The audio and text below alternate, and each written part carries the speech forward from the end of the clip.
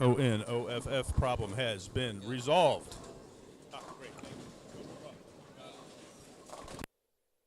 ON.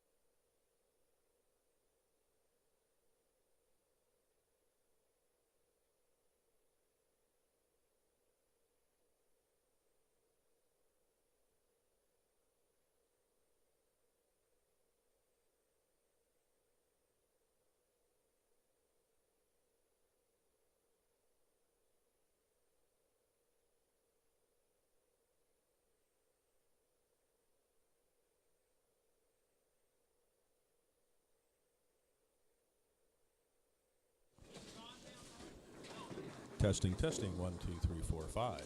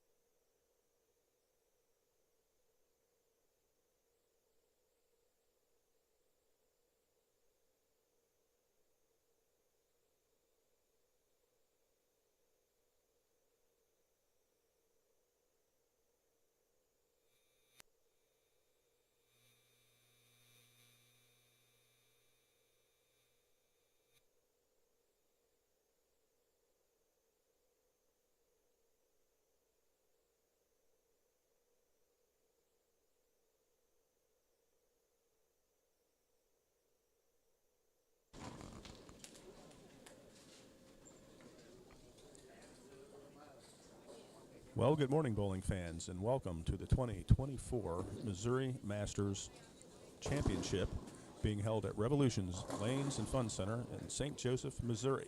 We thank our proprietor and host, Brian and Jacqueline Bellini, for hosting this event. And presently, competitors are in the first frame.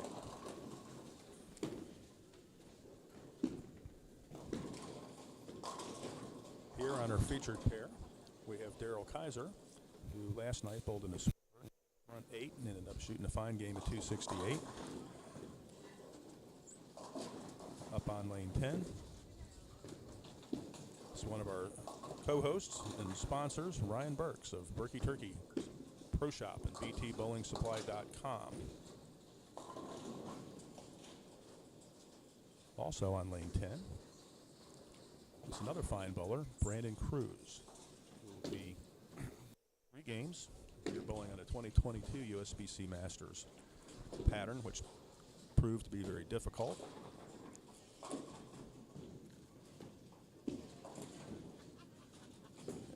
And everybody, well, Mr. Burks is clean in the first frame. Slightly off camera view, you can see on lane 8 is Miss Jasmine Snell, who is an alum of the excellent Nebraska Bowling Club. Check and see how much volume you have on it.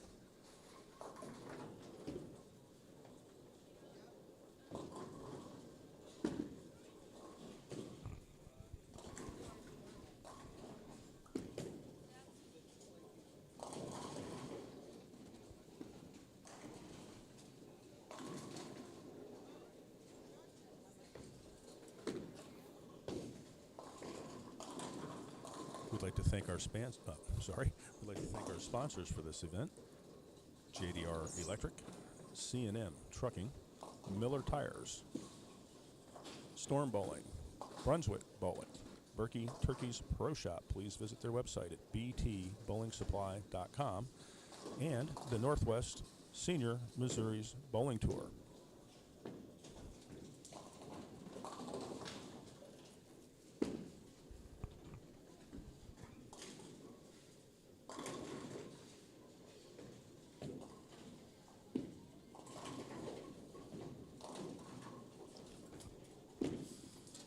Ryan trying to shot off the gutter. A couple players are out on the gutter, and a couple of players are playing in, so they seem to be attacking the pattern from various angles.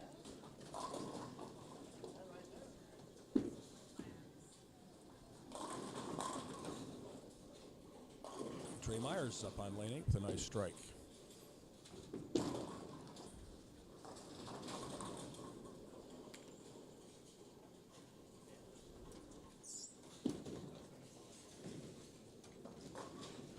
Spare for Mr. Burks.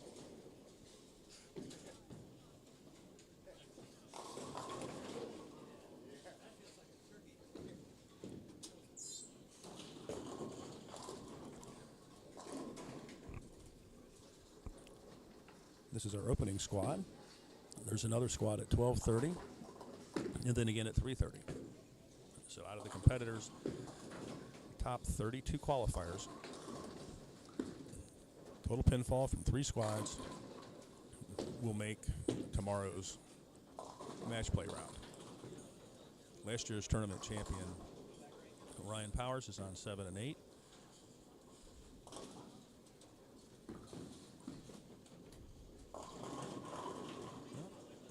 Mr. Cruz is trying to play the inside line there and carries a nice Brooklyn.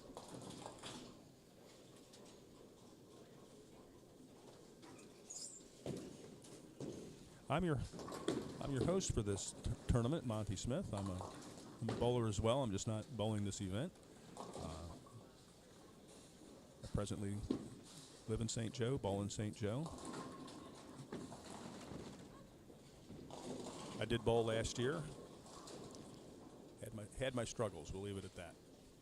I'm not going to test this as a hard shot. Find where it's being broadcast on YouTube. I don't know if it's on Missouri Senior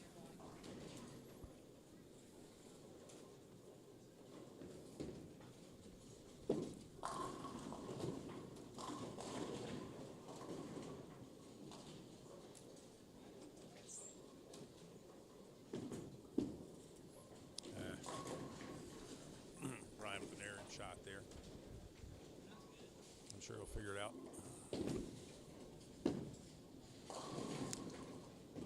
I'm starting to see in the third frame there must be a little carry down going on because a couple of fine bowlers have completely missed the pocket in the third frame.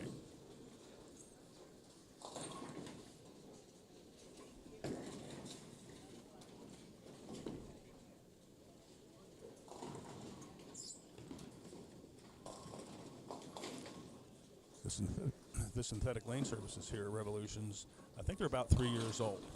So they're just starting to get to the phase to where there might be a little bit of topography developing on a lot of the pairs.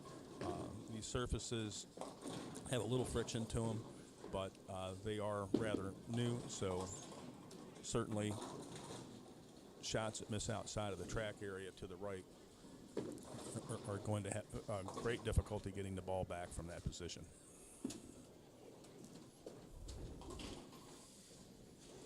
Brandon Cruz remains clean for 3 frames here on our featured pair of lanes 9 and 10.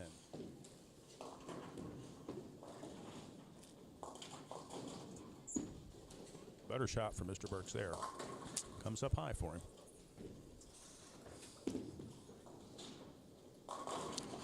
Over on 7 and 8, our champion from last year, Ryan Powers, is throwing a pink hammer up the gutter and striking.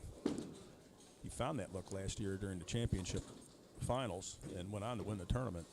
And it was quite impressive display of bowling. It seems as though Mr. Powers has found that same line here early in this tournament.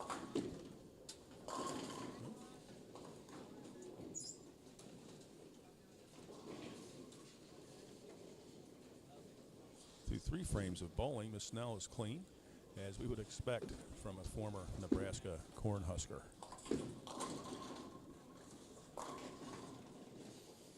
Daryl Kaiser with a nice strike on lane 10.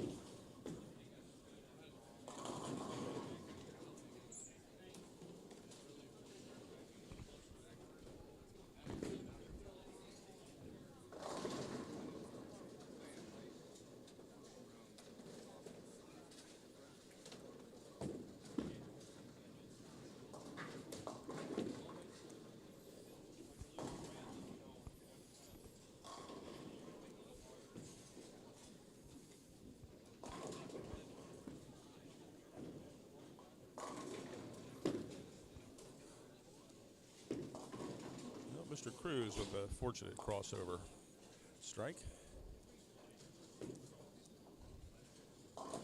Just quickly looking around at some scores. See a lot of spares. That will be the key today. I think the bowlers that can put up as many clean frames as possible will be bowlers that we'll see bowling tomorrow.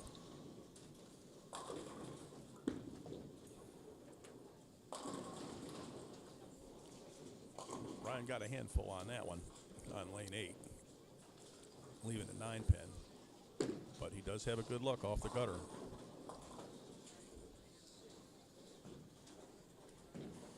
Of course, on 9 and 10, we're at the lower end of this 24-lane center. Having bowled here and discussing how the house tends to play, this lower end tends to be a little slicker, a little tighter, and as you cross the house, you'll see more friction.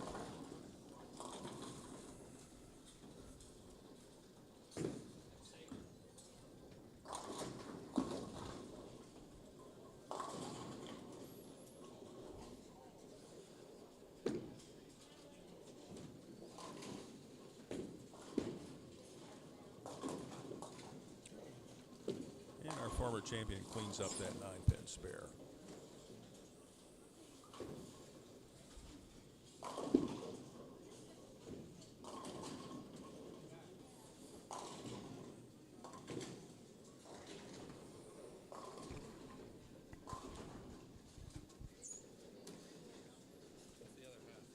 Yep. Okay. Excellent. Get over there. Mr. Kaiser flagged that 10 pin. Like he just got a little rushed and just didn't get the ball to the right as much as he'd liked. Miss Snell comes back with a real nice strike on lane 8. I put the kiss of death on her a frame ago, and I talked about how she was clean and how obviously she was clean because she bowled for Nebraska, and then of course she missed a 10-pin. Right back on track, strike in the 5th frame. And Ryan Powers on lane 7 with that pink hammer just smoked the rack for a strike.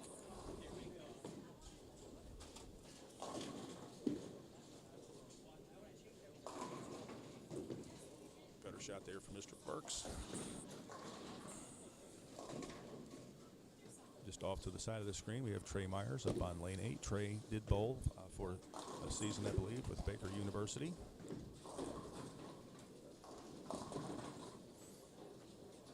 Trey with that excellent rev rate is managing his ball speed and throws a nice strike.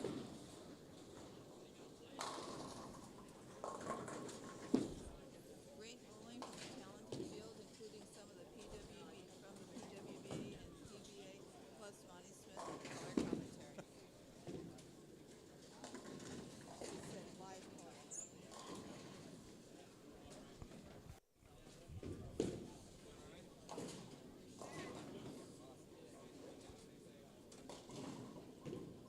Yeah, your sound is fine. There we go, Miss Snell with a strike and a double on lane 7. Okay, a little transition and good bowlers adjust, and that's exactly what we're seeing here. Lots of spares, maybe open here and there, and now we're striking. There you go, Woody. All right, you open, so I promise not to leave the building again. Ring 10 for Mr. Powers, but he is making that pink hammer look good off the gutter.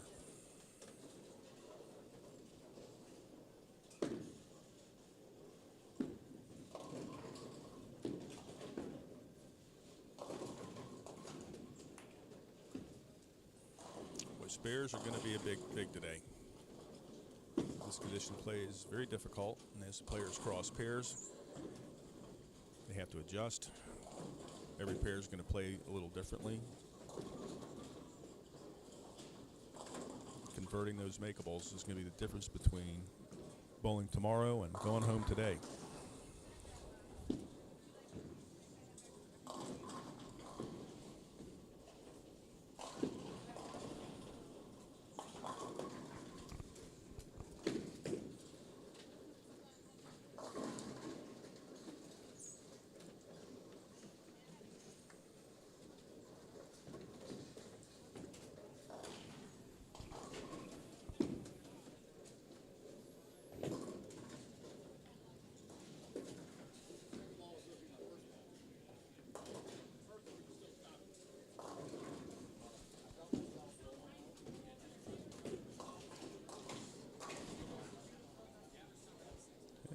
One of our co-hosts and tournament sponsors, Ryan Burks, just converts the difficult 2-8 spare on lane 10.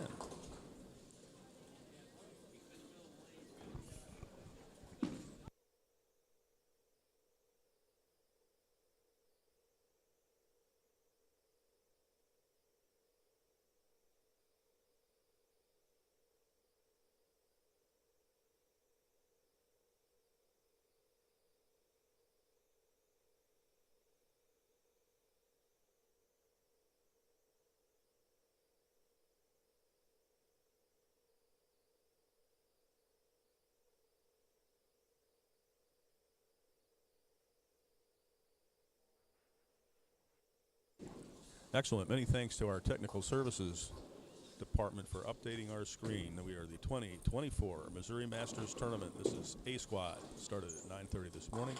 They will be bowling 3 games, skipping 4 pair, landing on the 5th pair. So every bowler will get a look at the ends in the middle of the bowling center.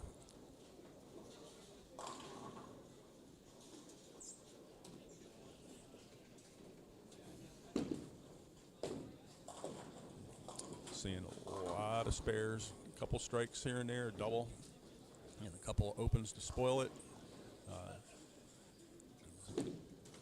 So far, early on, conditions playing is just as difficult as we expected. Yeah, and Mr. Burks with a trip 4-pin on lane 9. Here comes Mr. Powers. He's got a triple.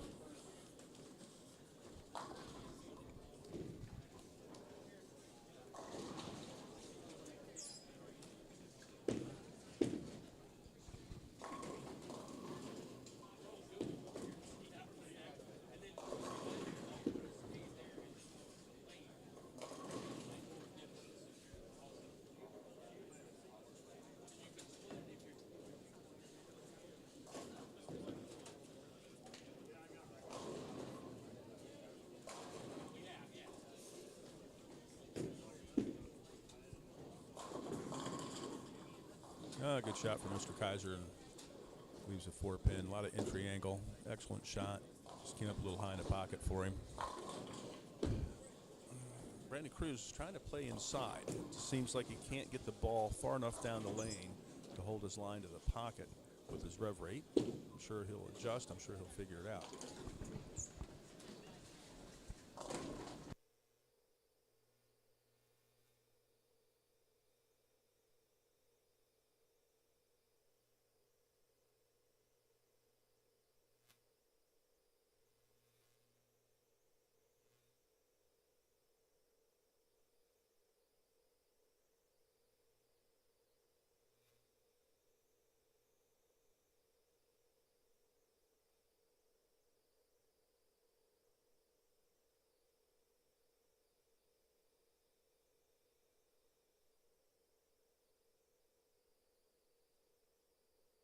Does this tell you that it's on and off, on and off, on and off?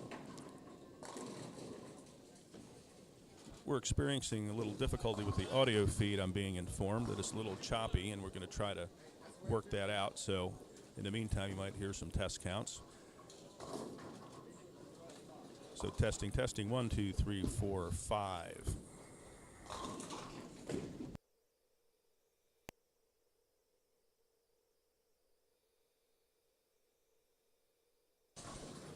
Just switched to a different microphone. It seems to be a little louder on my side. I will check. Mr. McCook, I switched to another microphone if you want to give me a live feed report. Yeah,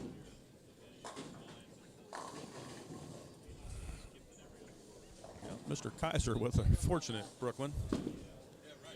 I just switched to a different microphone. We'll see if that makes any difference. We're working out some technical problems here. I think that's why. I just switched to a different microphone. Do we have a better audio feed? Is the audio feed better? Testing 1, 2, 3, 4, 5. Okay. All right, we got a different microphone going on here, so I think we're going to be good. Thank you for your patience. Okay, we're coming into the 10th frame. Ryan Burks is up on a double working.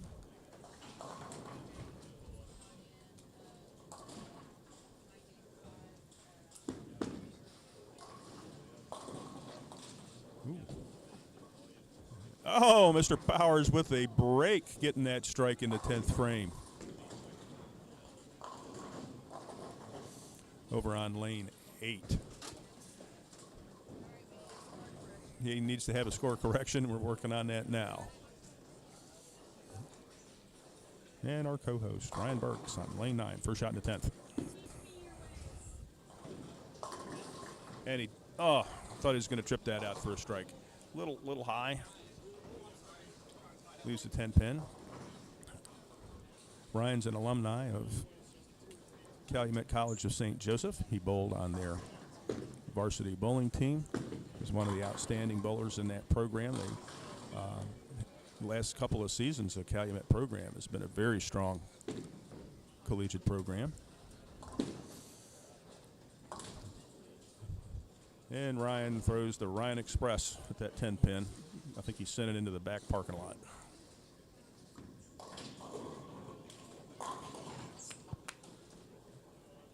And local bowler Trey Myers with a nice strike over on lane 7.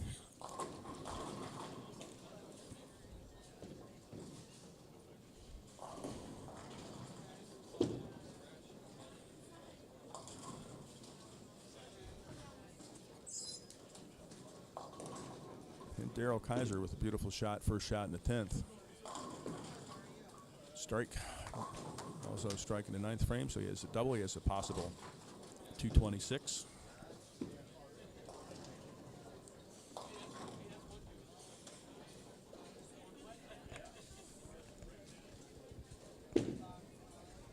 Miss Snell looked like she made a pretty good physical shot on lane 8. The ball just went a little long, just didn't read the lane, left the super washout. All right. Well, out of the gate on 9 and 10. Of course, the graphics are covering up the score. And Ryan Burke started out with a 184, which is a good start on this pattern. 181.90 times 3 will definitely make it to tomorrow.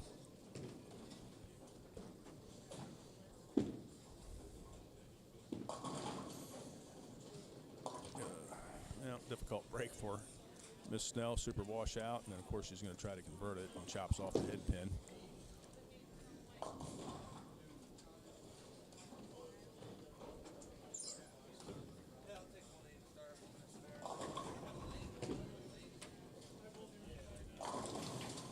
Oh, Brandon Cruz with another crossover, but it's not hard to do. You get that ball a little slow, you get that ball just a little left of your target, and it's gone.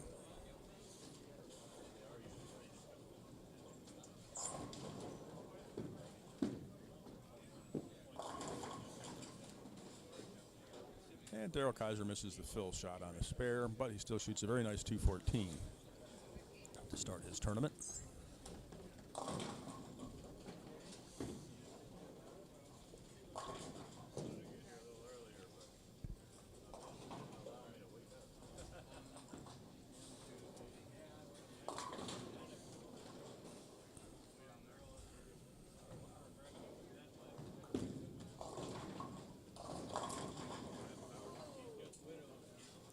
Last year's champion, Ryan Powers, strikes on the fill, and I believe he shot a real nice 215 game to begin the event.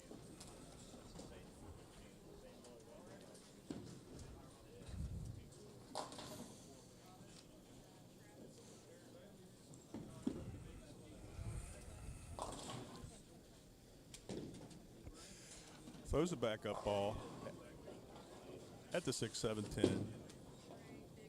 It chops the 6 pin right off the 10. Okay, so on lanes 9 and 10, we had Ryan Burks, 184, Brandon Cruz, 198, and Daryl Kaiser with a nice 214. All excellent scores on a very demanding pattern. Any error results not necessarily in disaster, but not in what you were hoping for.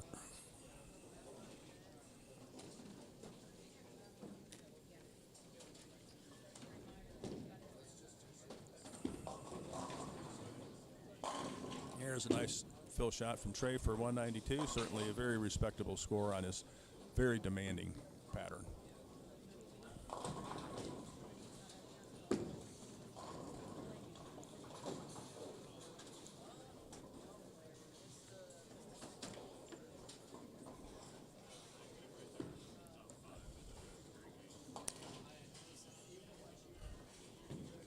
Super washout, and another decent shot from Miss Snell that resulted in a 247 and an open.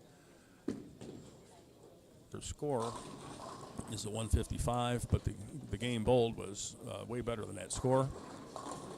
As hard as this condition is going to play, 155 is not the end of the day, and very confident that she can have 2 good games and make the cut.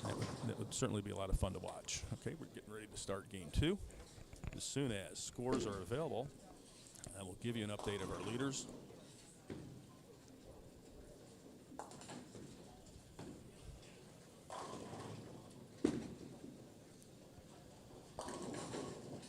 We have 3 or 4 bowlers on a pair here this morning. Coming up on 9 and 10, we're going to have Kyle Siark, TJ Hill, Eric Moore, and Paul Carl Klubine.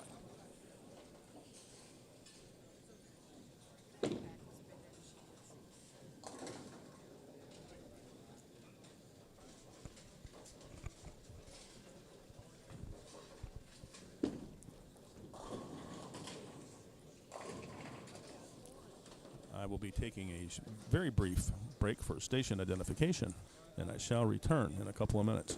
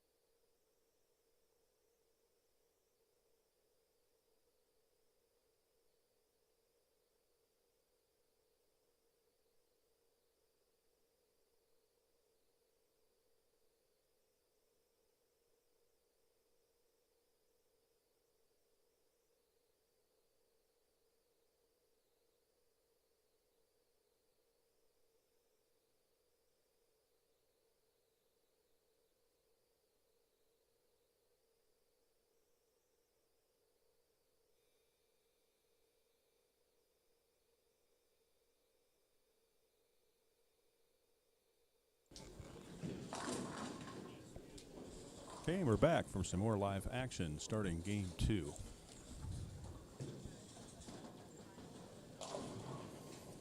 Still waiting for some bowlers to finish up, make their way to 9 and 10. Over on 7 and 8,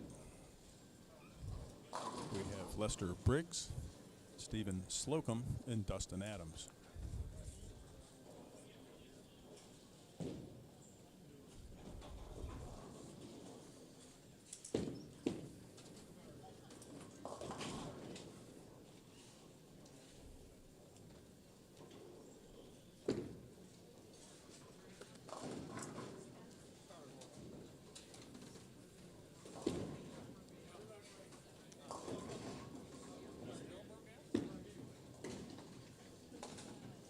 Mr. Slocum getting a little help there and carrying his strike. Bowlers seem to be throwing a variety of equipment. I have one bowler being successful off the gutter with urethane. Others are throwing strong equipment that's been sanded, quite a bit of surface. And others are trying to play a deeper third arrow inside the third arrow line with shiny pearl asymmetricals. But accuracy, repeatability are absolutely required here today.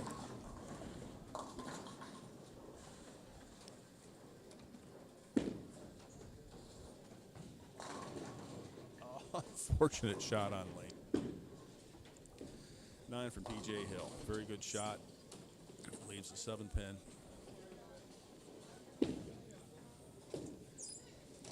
Sometimes here at Revolutions, carry can be a little perplexing.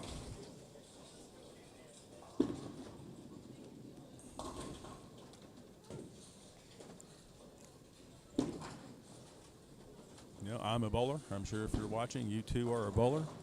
And we all have those times where we leave corner pins and we're not happy about it. And we think back and say, well, I know why I left that 7 pin. I know why I left that 10 pin.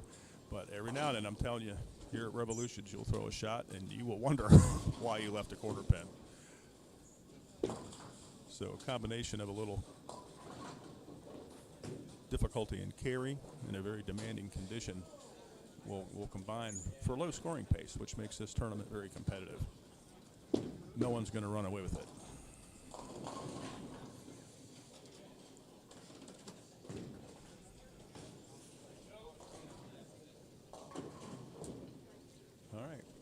second frame here, and we'll see if our competitors can find a line to the pocket.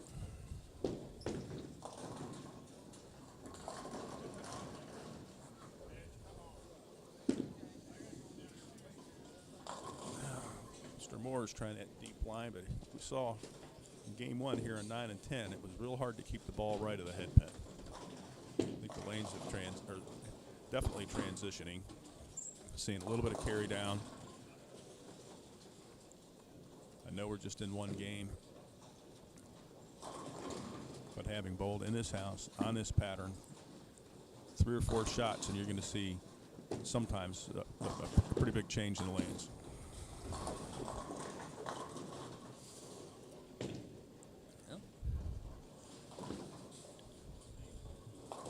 Double to start for Mr. Klebine.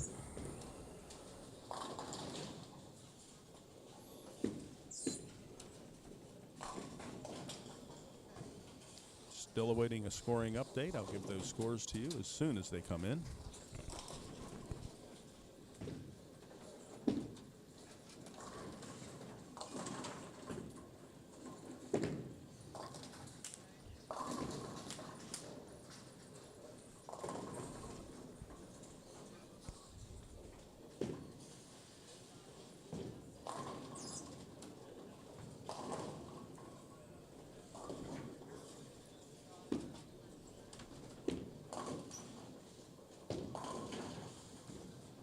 Mr. Slocum seems to have a pretty nice look. He had to open at his first frame, then he doubled, and then a very good shot. Into fourth for stone 4 pin.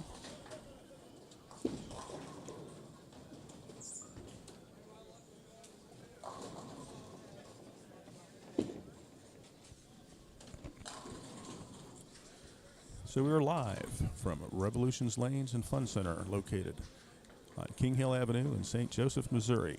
Hosts of the 2024 Missouri Masters. This is A Squad, starting at 9:30 this morning. They are now in game 2. They will be bowling 3 games, crossing 4 and stopping on the 5th lane. They will bowl 3 games, and the top 32 bowlers from our 9:30, 12:30, and 3:30 squads will make the finals. 32 games of bowling tomorrow.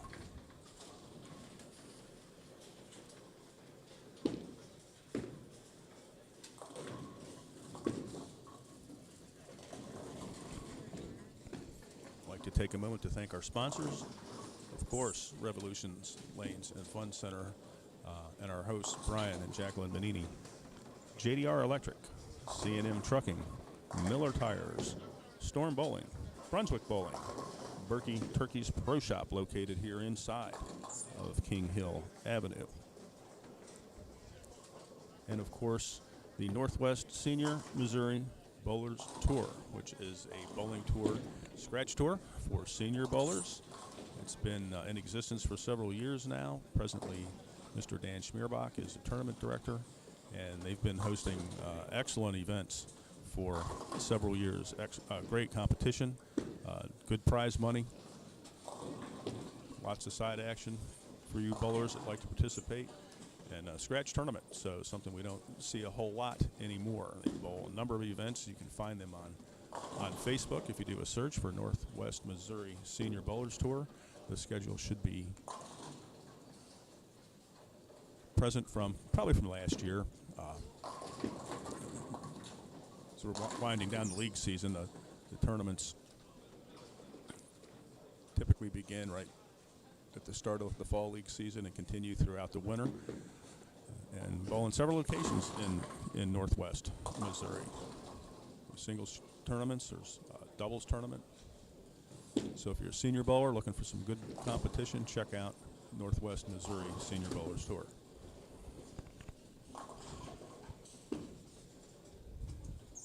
All right, back to our live action. Right here in our featured pair are 9 and 10. Eric Moore is getting ready to step up on the approach on lane 9. Had a washout in the first frame, and then he's working on a double, preparing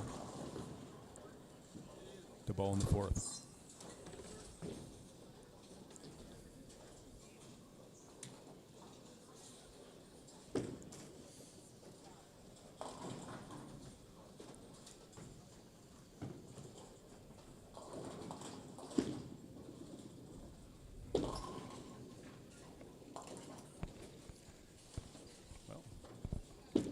Sure not his best shot, but he leaves the 10 pin. And today, on this pattern, 9 spare is an excellent frame. So hopefully he can convert this spare. All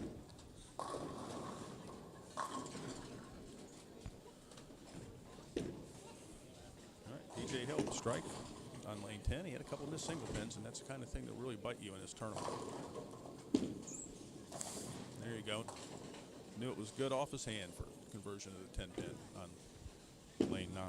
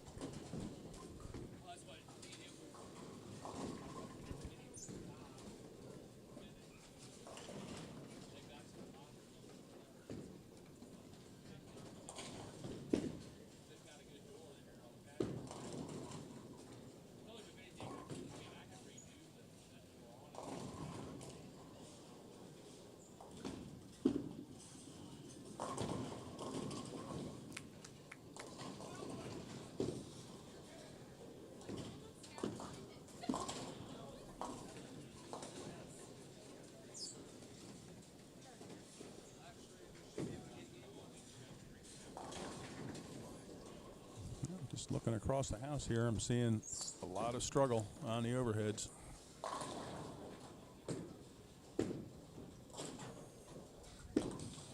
Spares are a good frame. There's a good break for Mr. Slocum. Came in just a little deep in the pocket, and that 2-4-10, that 2-4 fell out for him, leaving only a 10 pin.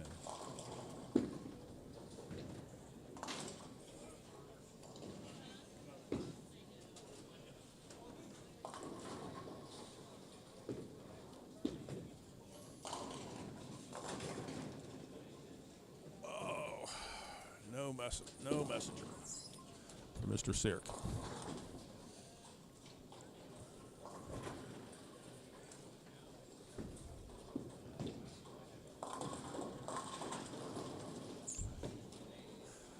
And sometimes Mr. Klebein, with not his best shot of the day, strikes anyway. That's good today. It's good any day.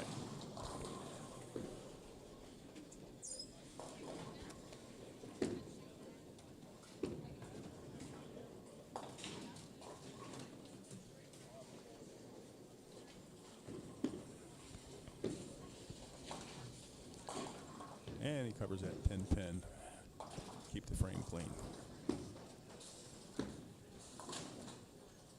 No, very nice shot on lane 8 from Dustin Adams. Local St. Joe bowler, a very accomplished bowler.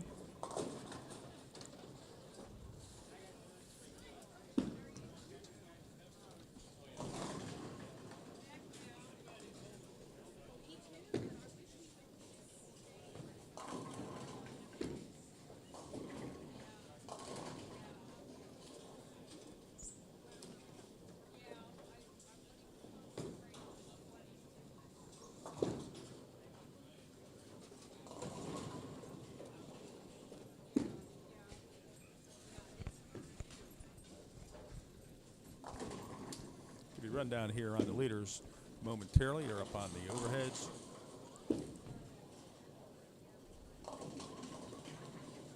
Just from what I'm seeing, there's some decent scores for as difficult as this pattern is.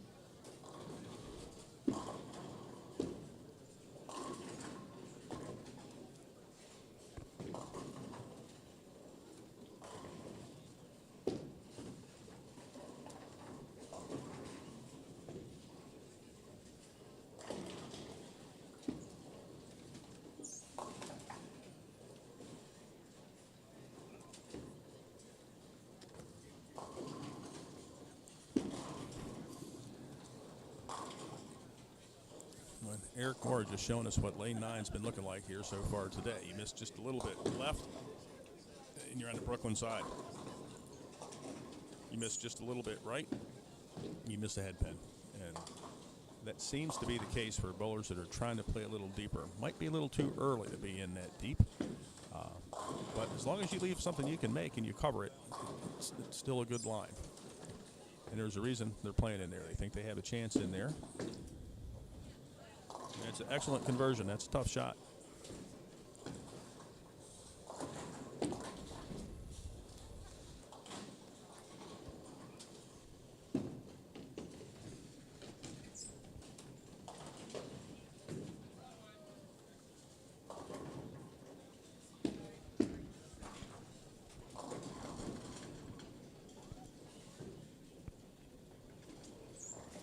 And our tournament leader is Matthew Tremaine. 235, I believe, was the score. Phil Cosper, 233. Ryan Powers with a nice 215. Joey Finley from St. Joe, number 4 position. Daryl Kaiser, both with 214s. Rick Gauber, also a senior bowler from St. Joe. Brandon Leibel, both shooting 202. Both are St. Joseph Association bowlers, and they are regular competitors on that Northwest Missouri Senior Bowling Tour. Number 11, we got Victor Cortez at 192. Trey Myers, St. Joseph, 192. 13th position, Patton, 191, I believe. Eric Moore, 190. He's bowling right here in front of us. Lefty Bo Peterson, a fine bowler, 184 in 15th position. Our co-host, Ryan Burks, 184. TJ Hill, it's scrolling faster than I can read it. Steven Slocum, 167, is in 19th position, but 167 is not fatal in this particular event because 160 is easy to score out here on this tough shot. No, lane 9, trying to play that 4th arrow shot on lane 9 just does not seem to be a very good choice.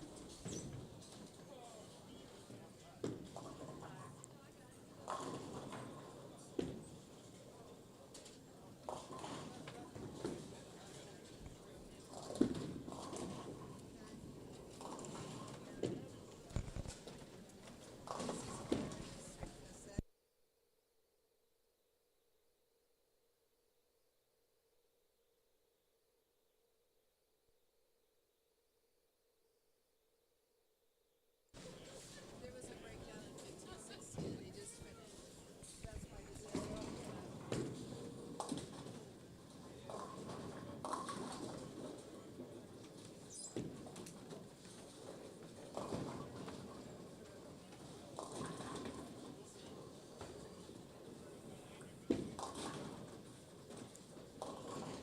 Well, if you're watching our broadcast today, please be sure to share it with some of your bowling friends or even some of your non-bowling friends. There should be a lot of very good players come across our featured pair here on lanes 9 and 10 at Revolutions Lanes Fun Center, located on King Hill Avenue in St. Joseph, Missouri. And Mr. Klein just missed a single pin. That's a tough thing today from a bowler that missed some single pins last year. Definitely not what you want on this shot. You're not going to come back and throw a big string of strikes, shoot a game over 200 missing single pin spares, because you're going to leave a lot of them. All right, Mr. Adams is up on lane 7 with a double 9, and the first shot in the 10th was a strike, and his second shot, not his best shot of the day, but leaves a single pin spare. He should be able to make that.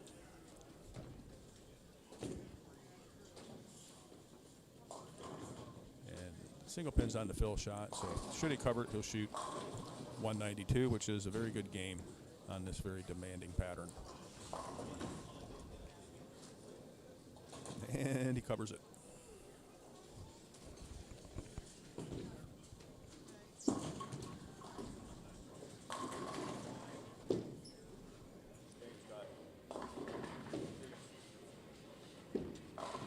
James what? And there you go, trip that 4-9 out for Mr. Klein.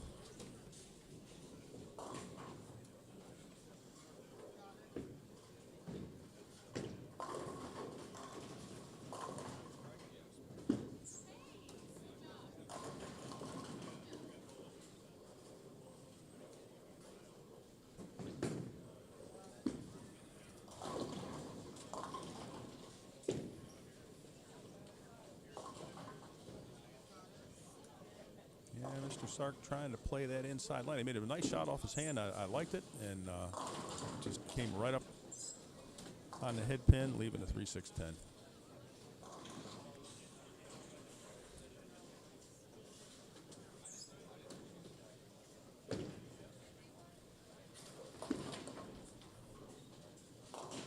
Well, Meyer, 3-6-9-10, which is a very difficult shot. I noticed on his spare attempt that it may have had a sleeper 9-pin back there, and I thought he was still going to cover it, and he made a great shot at it and just didn't go his way.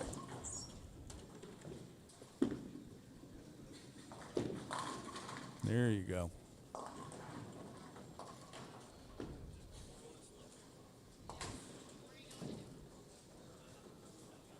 It's an excellent shot from Eric Moore. 117 in the 7th frame, but he has a strike in the 8th frame, strike in the 9th frame. So still shoot plus this game with a couple more strikes in the 10th. He's currently in 14th position.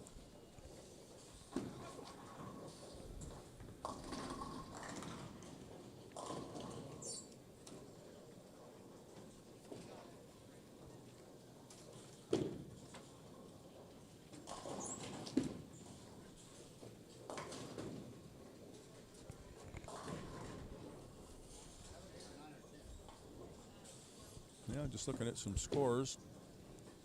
7 and 8, Steven Slocum with the 165. Looking at the game, he had a split in the 10th frame, which hurt. He had a super washout. Just one of those games, grinding, but those opens just really hurt your score. Of course, Dustin Adams with the 192. Another bowler, I won't mention his name, he had a big struggle for a 108.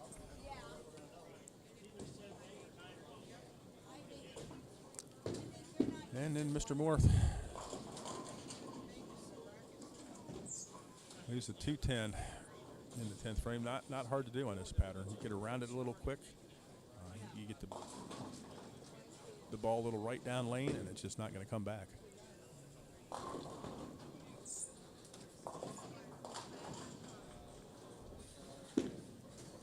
Maybe. No, he made a good run at it.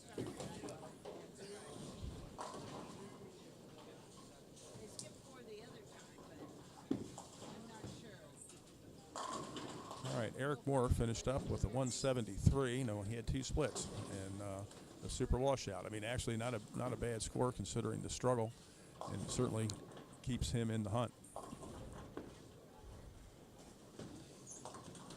Mr. Sark's up on lane 10, 156 in the 9th, and a double working in the 10th, so he'll be in the 180s. Mr. Klebine, who had a couple of decent shots early on, just ran into some struggle towards the end of the game. I don't think he's going to be pleased with his score when the game is over.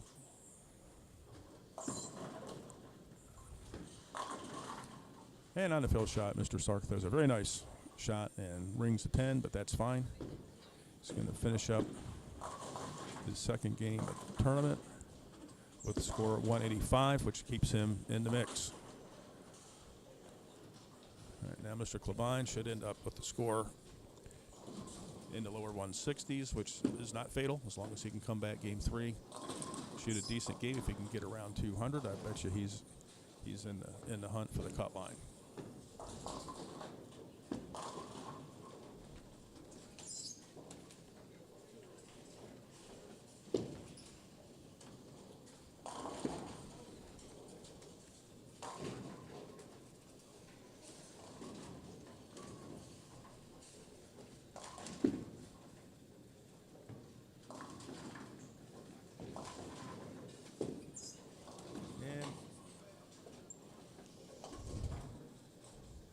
Mr. Klebine will end up with 161 for game 2.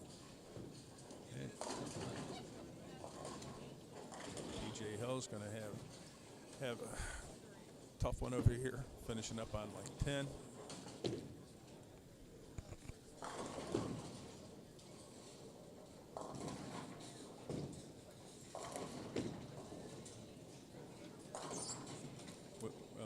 Mr. Hill with a game of 132 for his second game.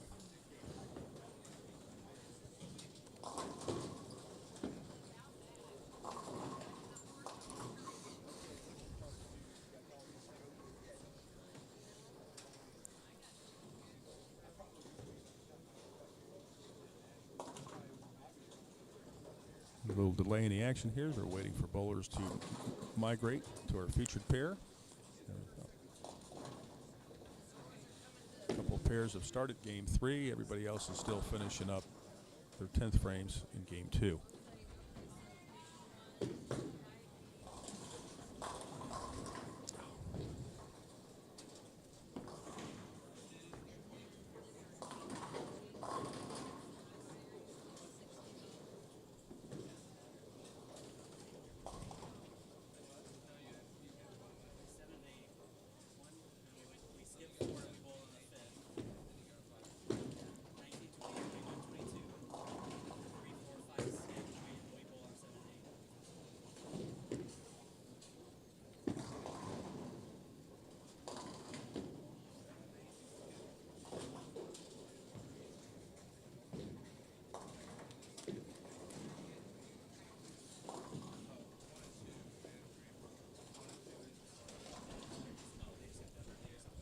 Well, as we're awaiting the arrival of our competitors, welcome you to our live feed of the 2024 Missouri Masters A Squad qualification round.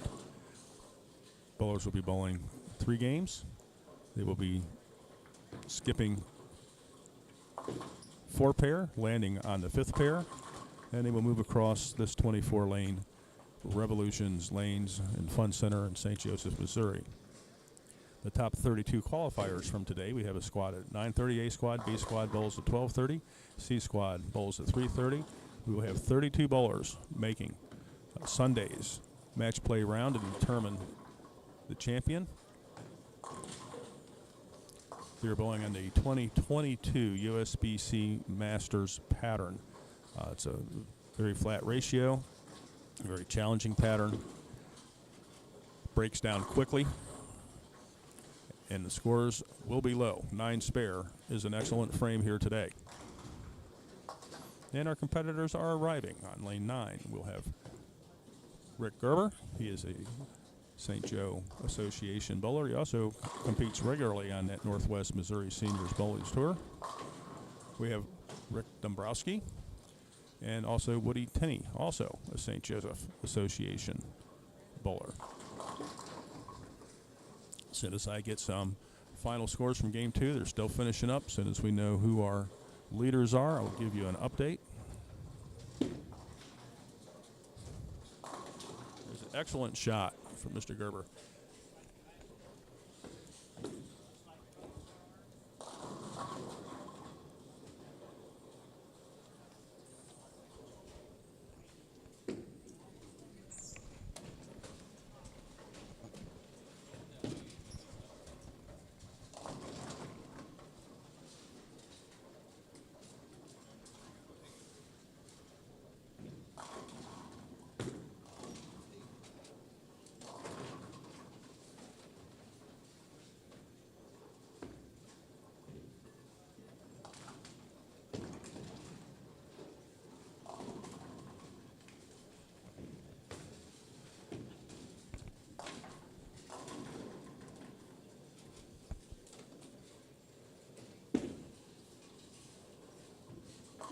Oh, Mr. Dombrowski off the gutter with an excellent shot to open up the game and stones the 9 pin on lane 10. And definitely feel your pain. You see that kind of thing a lot in here at times.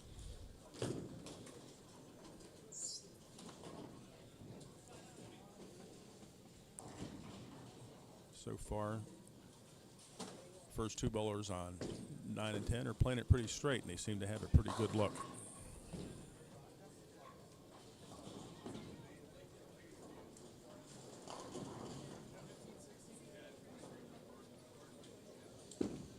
A lot of bowlers moving around here, changing pairs, getting ready for their game 3.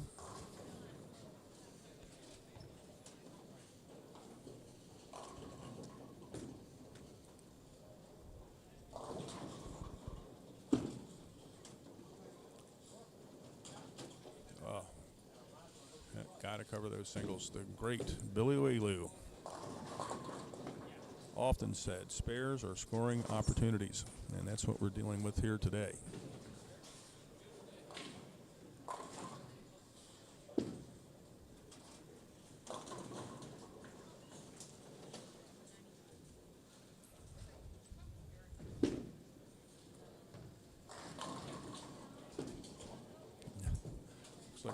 Looks like Mr. Tenney's ball took off a little bit on him there.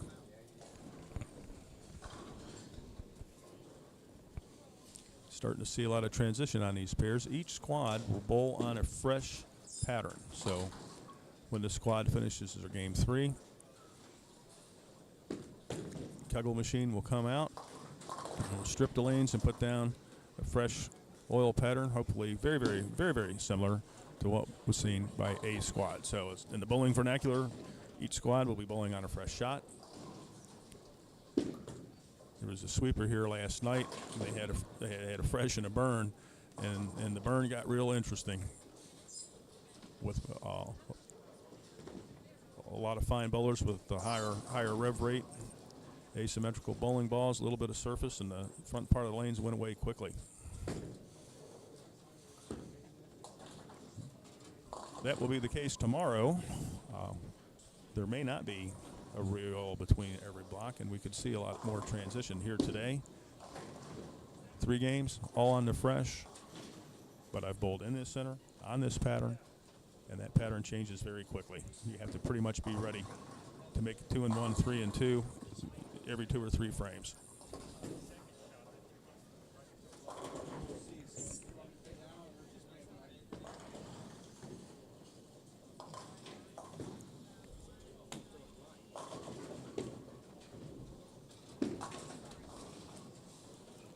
Oh, Mr. Gerber with a nice shot on lane 10. A little high in the pocket for a 4-pin. You should convert it easily.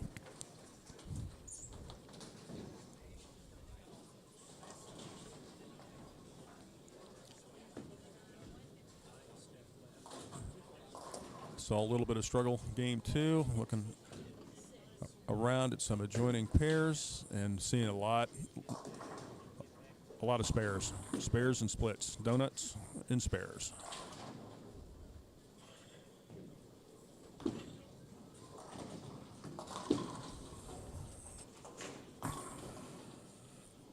All right, Woody Tenney with a strike in the second frame. Spare strike, not a bad start on a hard shot.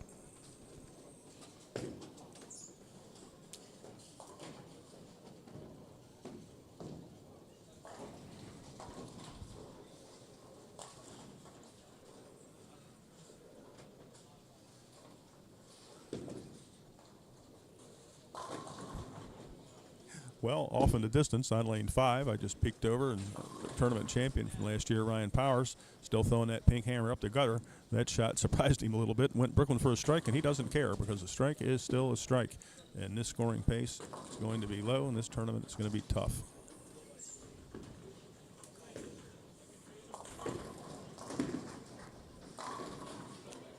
So if you're watching and you're not a tournament bowler or you're not an experienced bowler,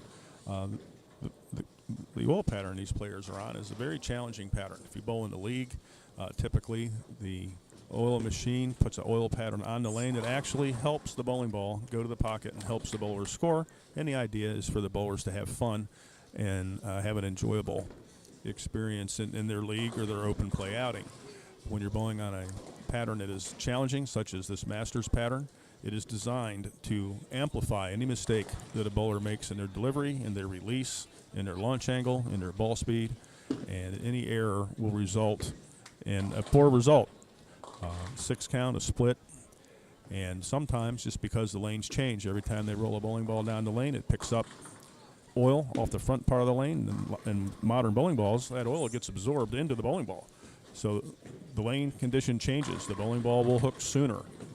Sometimes the bowling ball sees so much friction that it hooks less because the energy is spent, and the ball just doesn't make that hooking action on the back part of the lane. So what these bowlers are competing on today is a pattern that is designed to expose the bowler that does not see the transition, that does not execute a good shot, and that's why we call it the 2024 Missouri Masters, because it's a test of bowling skill where luck is minimized.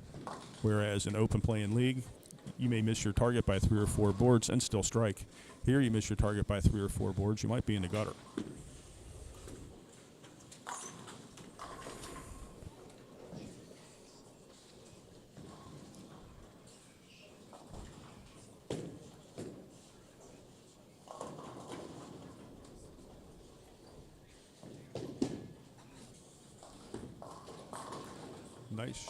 nice shot there from Rick Dombrowski. It really looks like on 9 and 10, straighter is definitely greater. Mr. Gerber with a triple. Or I'm sorry, I am confused with Woody, but a very nice shot and a very nice strike.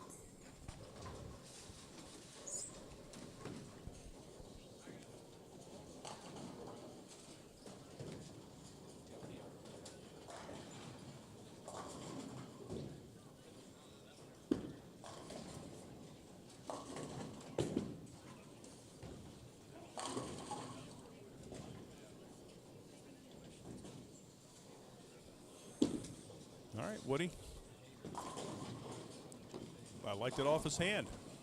Good shot for Mr. Tenney for a triple.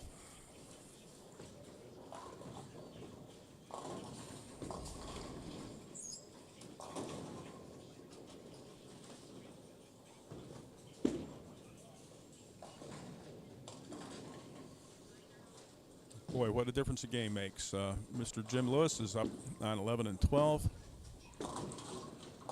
And he's going to shoot a game into 230s this game. And it appears to be clean from what I can see.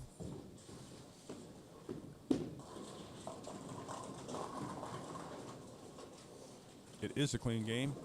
And let's just say that he would like to forget what he bowled on game 2. But he definitely found a different look on 11 and 12.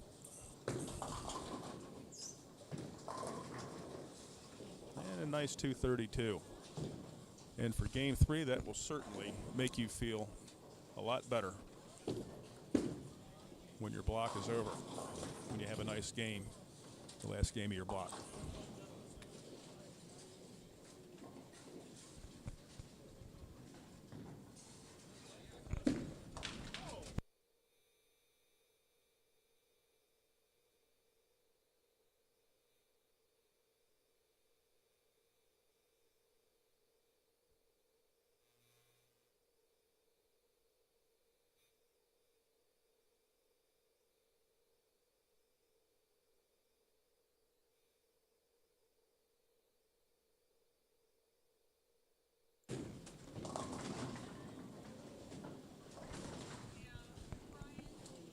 Well, and Woody Tenney with a 4-bagger. 9 spare, 4-bagger. On his way to a nice score.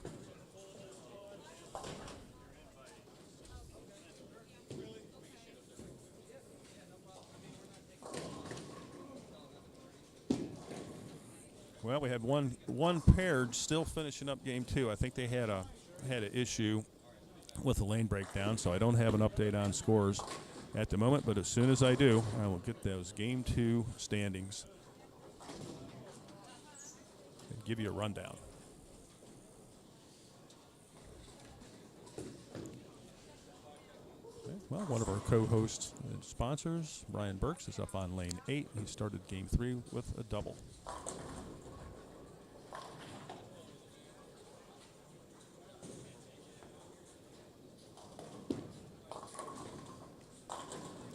Oh, and he carries the messenger. And Ryan is playing a pretty straight line up about the 6th board, which seems to be the way to play this shot. From what I've seen, and I haven't seen every pair, but here really on 7, 8, 9, and 10. If you're repeating your shots and you're going a little straighter, you have a better chance of scoring. When you're trying to play in deeper, it just seems like you just have to make a much better shot to get the result that you're looking for.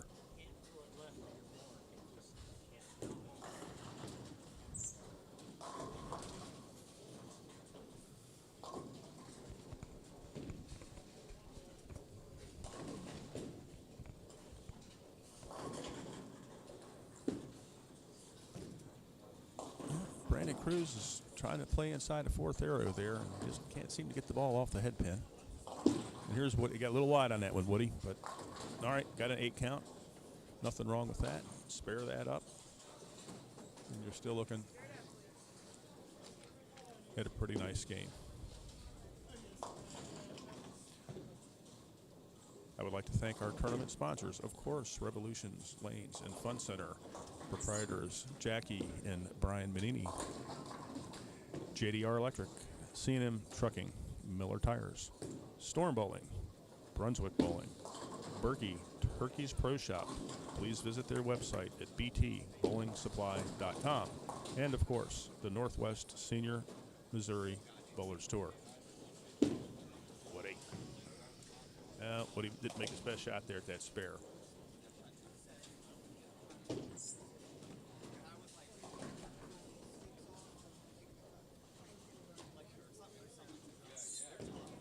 But Woody still has a score, 134 in the sixth frame, which puts him in a position to have a very nice score at the end of the game if he can stay clean.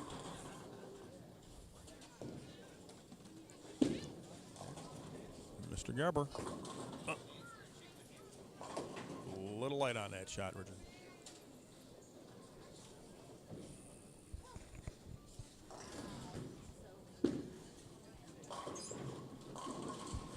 All right, Woody Tenney with a strike in the seventh frame.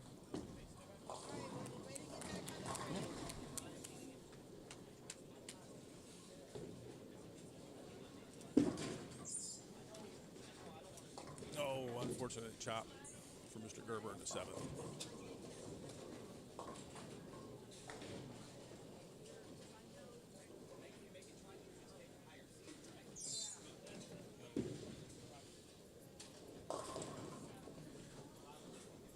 We're about midway through Game 3, the final game of A Squad's qualifying block. It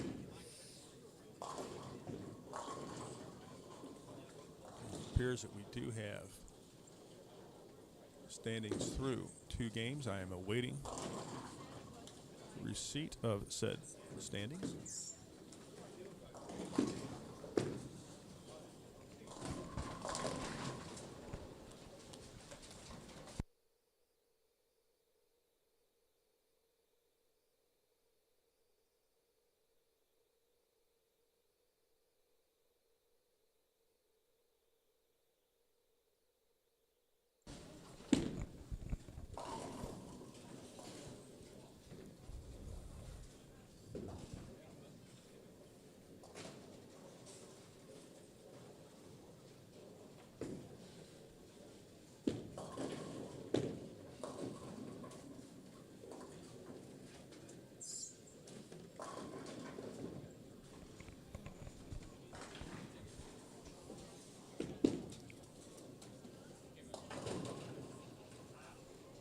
Woody a little quick on that shot. Still a good shot. Still around the pocket.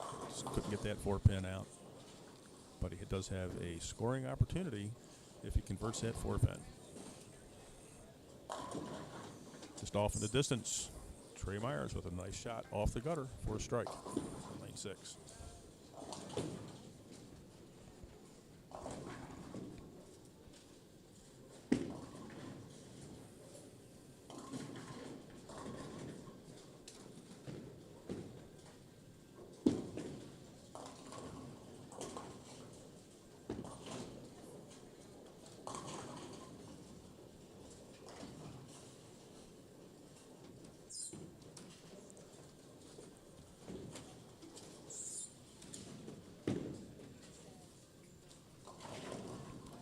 Brandon Cruz is up on lane 8, trying to play that deep inside line.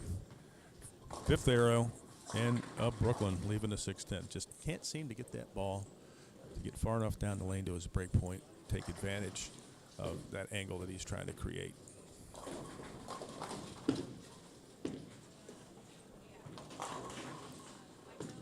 And Mr. Burke's back on track with a strike on lane 7.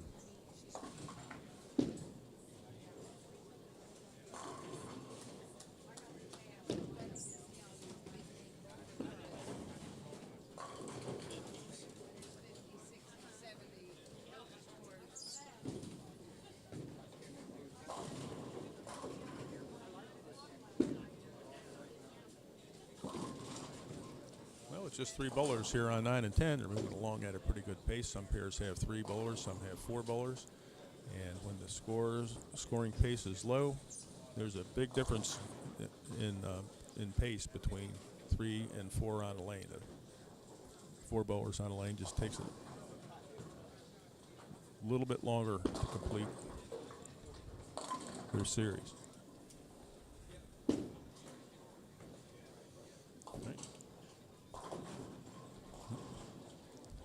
Nice spare conversion for Mr. Tenney. He just needs to fill a couple more frames and he'll finish his block with a nice score.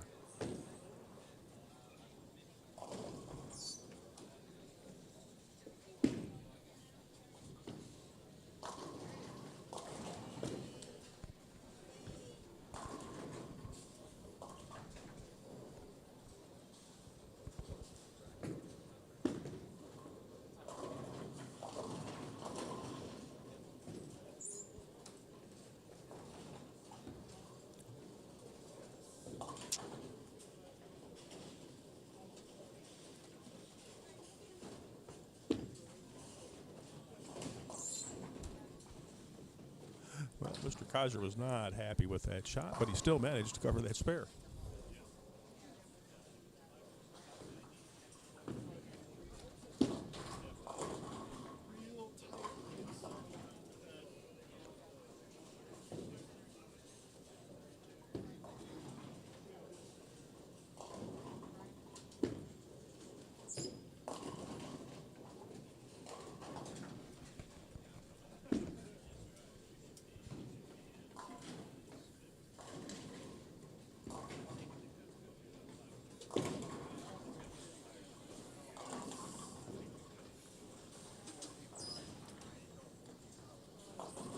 Well, unfortunately, that 10th frame for Mr. Gerber with that bucket and open, it just exemplifies what the challenges on this pattern. You miss your shot a little at the bottom, miss a little bit to the right, maybe get on top of it a little bit, and it just doesn't make it back. And he experienced that both on his first shot and his spare attempt, and he finishes game 3 with a score of 150. Rick Dombrowski had a couple nice-looking shots that game, but still, again, just very difficult. His final was at 156. And then Mr. Tenney doesn't make his best shot either, first shot in the 10th frame, and leaves himself with an unusual 5 count.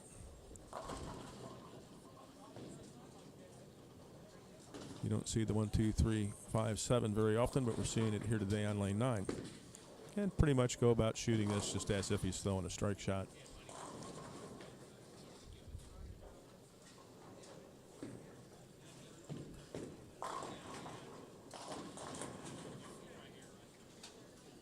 And Brandon Cruz up again on lane 8, trying to play that inside line. He went over 4th arrow on that shot and misses the head pin. The previous shot on that lane, he was inside the 4th arrow. Hard to see exactly where he is just due to the glare on the lane, but the previous shot, he went through the face and after an adjustment misses the head pin, and he covers a difficult 1, 2, 4, 7 spare.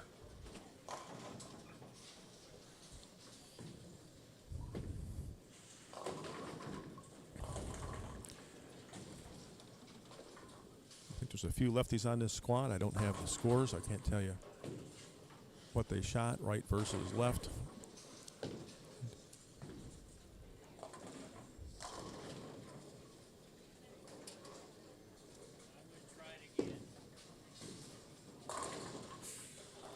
Yeah. I think Mr. Burks is trying a little ball speed and a little bit of let me throw it hard and hit him hard. He's leaving makeables, but doesn't seem to be giving him a very good look at the pocket. There you go, lefty Bo Peterson just converted the difficult 3-9 on lane 13, certainly out of your view. Bo's a fine bowler. He's bowled at every level of play. He's done very well at every level of play. But I'm not sure what he's doing here today, as I'm still awaiting updated scores after game 2. And understand that during game 2, one cross had some delays with some mechanical issues that were straightened out, so those scoring updates are a little delayed.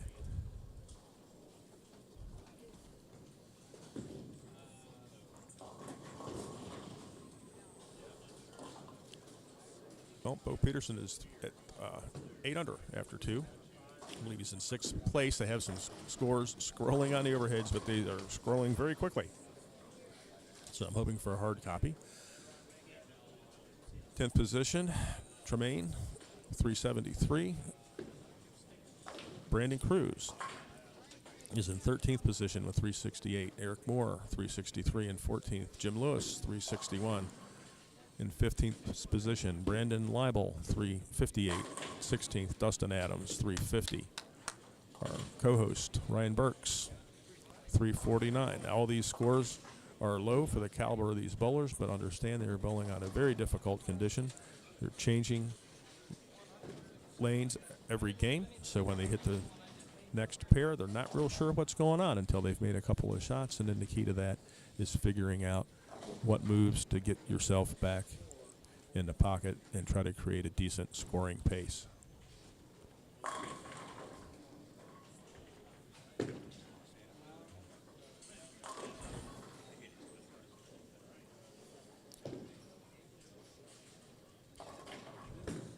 On our featured pair, the competition has concluded, so I'll try to give you some updates on lane 7 and 8.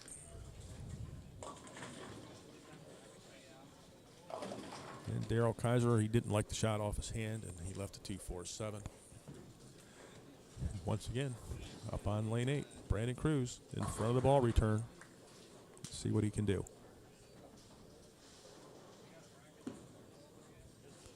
Looked like he went right over 5th arrow and whiffed the head pin. He is definitely confused as to what's going on out there because he tries to play a little bit right on that deep inside line, and he goes through the face. He tries to make just a small adjustment. I can see he's only moved three boards maybe between both shots, and just a tremendous difference down lane from the break point.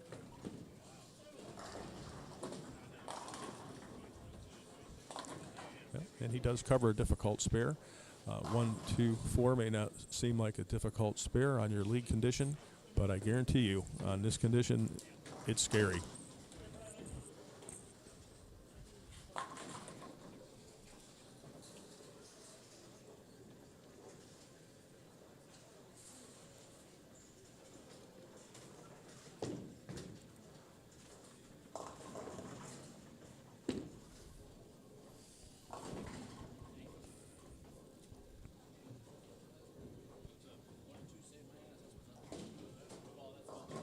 Starting to finish up here on a couple more pairs. I'll try to get you some scores.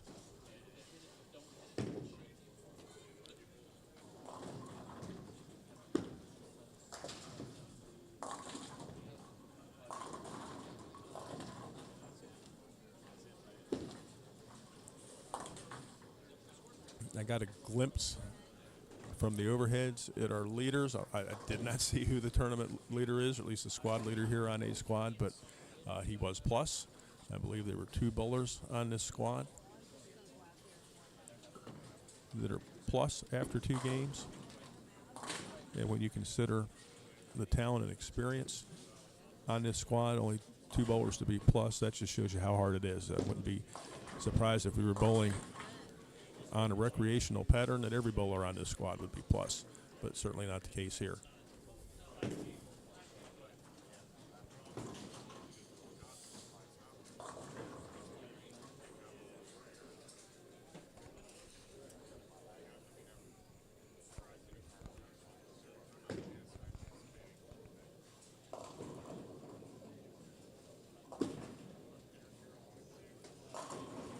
Nice shot for Mr. Kaiser.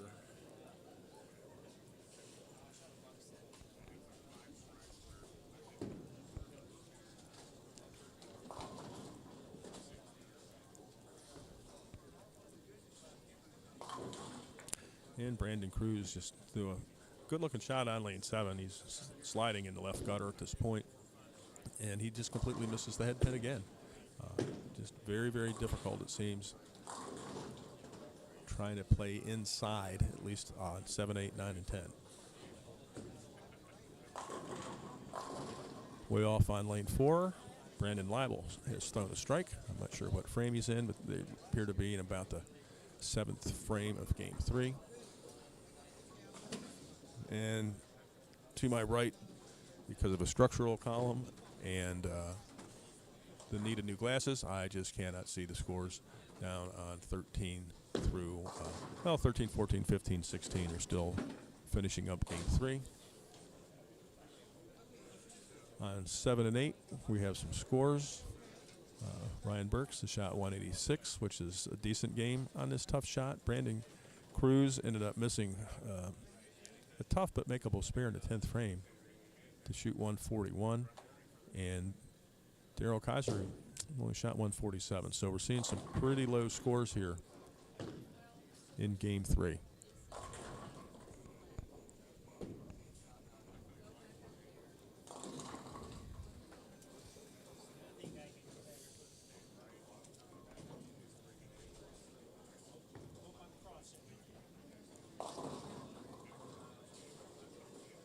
Berkey Turkey's Pro Shop and Berkey Turkey Bowling Supply would like to thank our sponsors. First, our host, Revolutions Lanes and Fun Center, Brian and Jackie Menini, proprietors. JDR Electric, C&M Trucking, Miller Tires, Storm Bowling, Brunswick Bowling, and the Northwest Senior Missouri Bowlers Tour. Please visit the Northwest Senior Missouri Bowlers Tour's Facebook page for tournament schedules and rules. It's an excellent scratch bowling tour for senior bowlers. So senior bowlers aged 50 or older are eligible to bowl the tour. It is a scratch tour. It is open to both men and women. They do have a couple of doubles events. They have a non-champions tournament every year.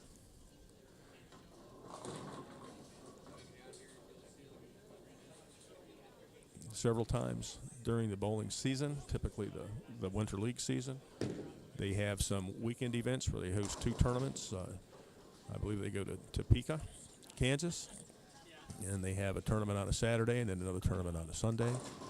They have a big event. They usually kick off their bowling tour in Lake of the Ozarks with a singles event and a doubles event. They have an over and under 50 doubles event, and I believe in the past they have had a weekend event, Saturday and Sunday tournaments in the Omaha, Nebraska area. So it's the Northwest Missouri Senior Bowlers Tour, but they do bowl in some of the regional area, and they've had tournaments at the Lake of the Ozarks, and I believe even over towards St. Louis. So it's just not tucked up in the corner here. It started out that way, but the tour's in its 5th or 6th year now, I believe, and it's become very popular among highly competitive senior bowlers.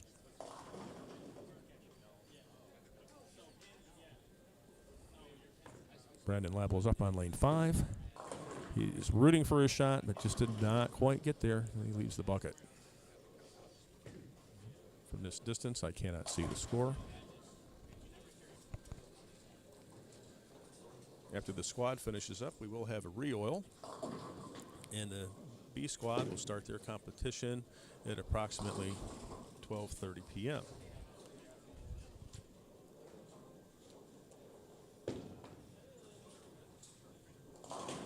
Brandon does cover the difficult bucket spare, 2-4-5-8.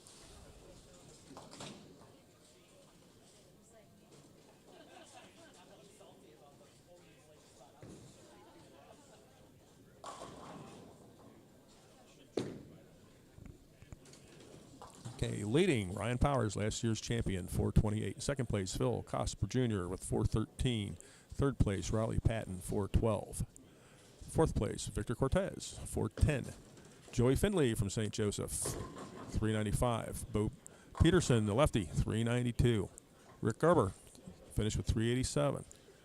Daryl Kaiser, 385. Struggled that last game. Trey Myers, Baker Bowler, former Baker Bowler, 383. Kyle Sierk, 380. Matthew Trayman in 11th position at 373. Alan Moore, 369 in 12th place. Brandon Cruz, 368 in 13th position. Eric Moore, 363 in 14th position. Jim Lewis, 361 in 15th. Brandon Leibel, 358 in 16th position. Dustin Adams, 350 in 17th position. Ryan Burks, 349 and 18th. Jasmine Snell, 348 and 19th position. Our proprietor, Brian Menini, 344 and 20th, I believe. Caden Cook, 326 and 22nd position. Paul Klebine, I believe it was 325. Billy Mitchell, 321. Rick Dombrowski, 317 and 25th. C.J. Bacoilis did not catch the score, but it was greater than 309. That's where James Higgins of St. Joe, 308 and 28th position. T.J. Hill, 308. So some good scores at the top, but, you know, not super high. And a lot of struggle in the middle and the bottom. So lots of bowling left here. We've got 2 more squads. Re-entries are permissible, so some of the bowlers that may not have shot what they had hoped on their A squad may find a spot on the B or C squad. May already have a spot. You can sign up for as many squads. We have 3 squads, and there are a number of bowlers that are bowling 2 squads. And I wouldn't be surprised if somebody bowled all 3.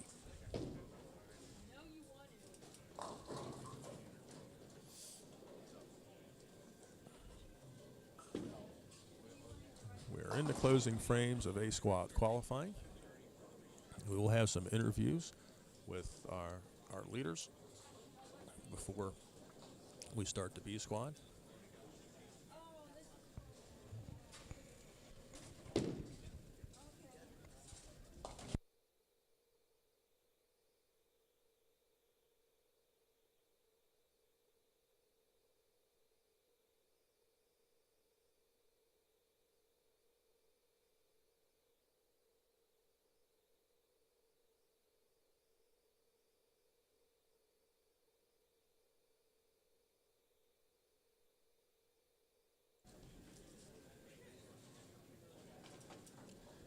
Looks like we have 2 pairs that are still active, bowling their 10th frame, 13 and 14, and on lanes 3 and 4.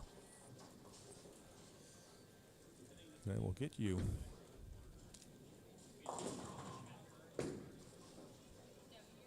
A squad standings as soon as they're available.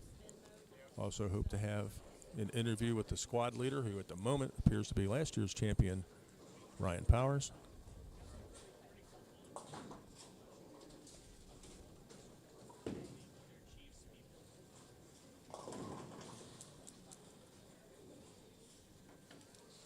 I've only gotten to see a couple of the lefties bowl. I can see Mr. Bo Peterson down on 13 and 14. And just seems like it's just a challenge to get consistent ball reaction. I mean, he's a grinder.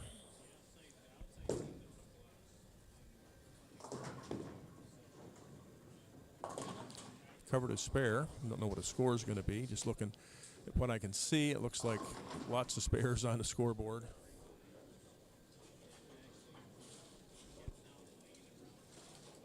Certainly there won't be as much traffic on the left side, but that may not be beneficial today, because this pattern does play pretty tough on the fresh. And I believe his fill shot was 10 back for a strike. And how many times have we done that? Have a game where you're struggling, not necessarily because you're not bowling well, just because the conditions very challenging. But yet on that fill shot, you managed to knock over 10.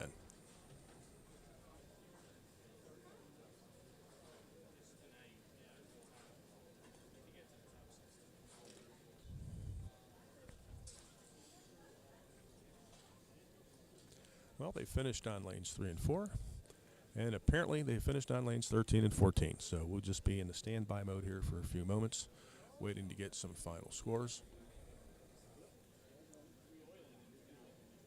There will be a re-oil in the B squad qualification. We'll start at approximately 12:30. Looks like we'll be on time for that. See if I can chase down a couple of our squad leaders, get their thoughts on the tournament thus far.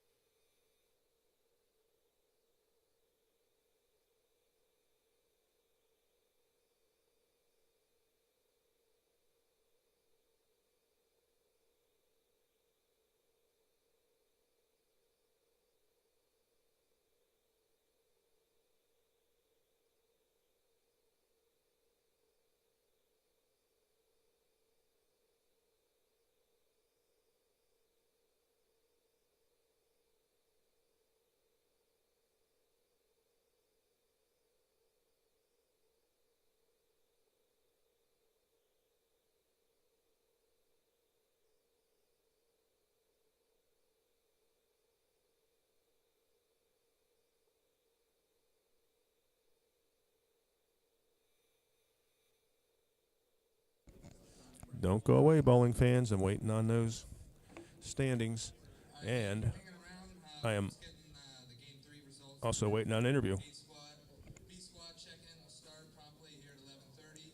So if you want to sign up for a re-entry, there's a piece of paper over there for BC squad re-entry. If you have not signed up with me already.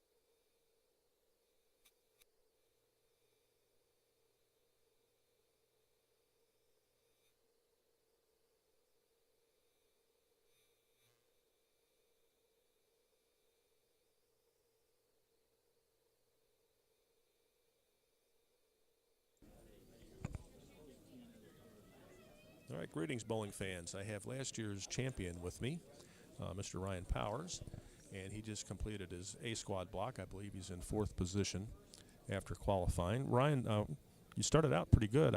You were in the lead there for a while. What happened? Yeah, it's a little bit different this year. I don't think I did the correct ball prep going into the squad. Remember kind of last year I threw my Pink Widow urethane, and today I'm throwing my Pink Widow urethane. But I didn't put it at 500 grit, which I think kind of gave me a little bit different of a look out there. So if I bowl again, which I probably will, we'll see out just to kind of be higher in the seeding, I will be doing definitely some different ball surfaces to just kind of see where I can get that bounce. Because I remember last year I could bounce it off of a 1, 2, 3, and it looked really good when I had it at 500. Anything else was kind of questionable. So yeah, I think you just need to do a little bit more pre-work. Okay, yeah, I remember that. We crossed in one squad in qualifying, and in the match play towards the end, of course, you were the champion. And you had an amazing look with that ball off the gutter. I mean, you had 2 or 3 boards. I mean, there was nothing out there. Nobody else had that kind of room, and you were just making it work. Now, certainly that's excellent execution, but the ball setup may have played a little role in that. I did put it. I did put it to about 1,500 or so. It's like a used 1,500 pad, and it really didn't look terrible in practice. But I really think putting it to 500 will really help me. I remember going into last year in that final match, because we were actually on fresh going into the championship matches. That's when I put it to a brand new fresh 500 pad. I'm just going to see how this works. Maybe it'll work, maybe it won't. We know that's been sitting for a while, and it looked really, really good. So yeah, I think I just kind of made a little bit of a mistake there, but was able to manage the first 2 games, and that last game I kind of fell apart. But you know, that's what happens. I mean, it's not an easy pattern out there. No, certainly not. Certainly not. Now, did you notice a difference? Now, I mean, I bowl here all the time, and just trying to play off the gutter or farther out than what a lot of the bowlers were trying to play. Did you see a difference from one end of the house to the other? Not really. I just kind of noticed that as I went back down to 5 and 6 from the high end, that I was having a little bit more trouble getting the ball through the front. But I really do feel like I'm farther left. I'm still right, but I'm farther left this year than I was last year. And I think just it's really kind of getting re-comfortable back out there, which is what's nice with having all these qualifying squads and all these games. You can try a whole bunch of different things. You can get comfortable and really have a good Sunday. Certainly, they could help you out tomorrow, and I think you have enough already. So you get some brackets and pot games in the next couple of squads and get some knowledge, which is very important. Yeah, I did note that mentally that last year, I mean, you kind of, on some of your shots, you had what I call the Parker Bone line going. You were getting out the first and second board. It really didn't make any difference. You were still coming back flush to the pocket. So you said you did find it. You had to play just a little more in this year. Yeah, and I think that was just because of the ball prep. I think putting it to just kind of surfacing it down even more will allow me to get some of that, just being able to throw it right. I think it's there. When I threw a few shots and just kind of changed my ball roll, I saw that same motion as I had last year, but I had to be a little bit more just fine-tuned with it, and I think that really it's just changing that surface to be more successful. So. Okay, well, excellent. Well, I look forward to watching you bowl the next couple of squads, and good luck. You're doing great. Thank you. And I know you're going to be bowling tomorrow. Oh, yes, for sure. Okay, Yep. thank you.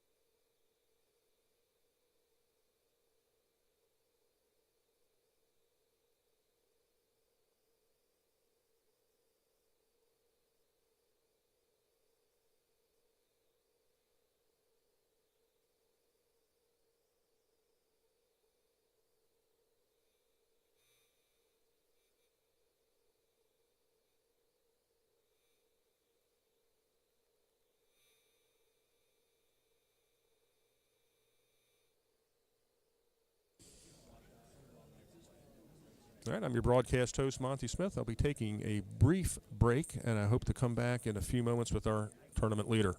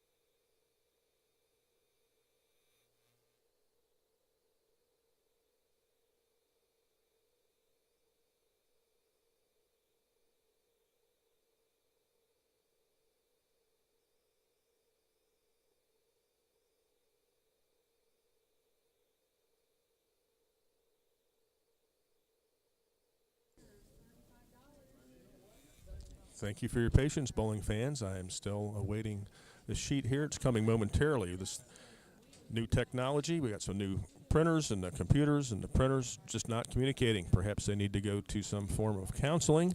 Hopefully we'll get that worked out. And here we go, fresh off the press from our proprietor, Mr. Brian Manini.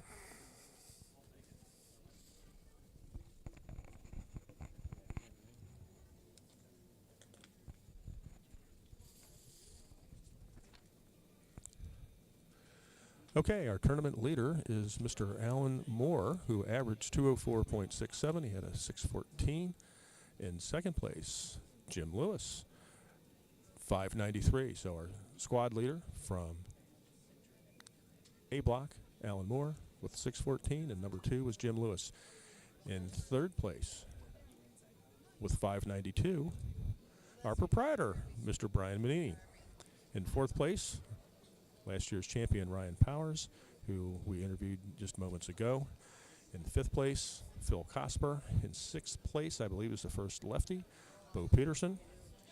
In seventh position, Joey Finley from St. Joseph, Missouri with 574. In eighth, Victor Cortez. In ninth, Eric Moore. In 10th place, Trey Myers, also from St. Joseph with 556.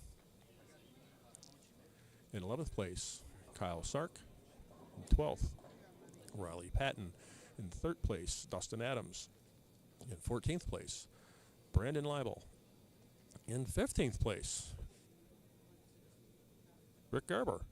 So we got 13, 14, and 15 are all St. Joe bowlers, and 16 too. Ryan's bowled everywhere, but in 16th position is Ryan Burks, 535. Daryl Kaiser in 17th. Our first lady, I believe only lady in the squad, Jasmine Snell. In 18th position, I spoke with her a few moments ago. She will be signing up for another squad. She was not pleased with her spare shooting. In 19th, Caden Cook.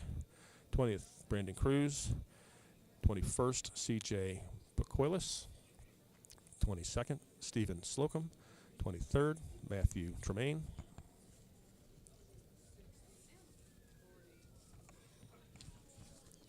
24th place, V.J. McDaniel. 25th, Paul Klebine. 26th, Aaron Pennick. 27th place, Woody Tenney. 28th, Rick Dombrowski. 29th position, James Higgins. 30th position, Kevin Burgess. 31st position, Billy Mitchell. 32, Jason Tapscott. In 33rd position, T.J. Hill. 34th, Travis Hansen. And in 35th position, rounding out A squad, was Lester Briggs.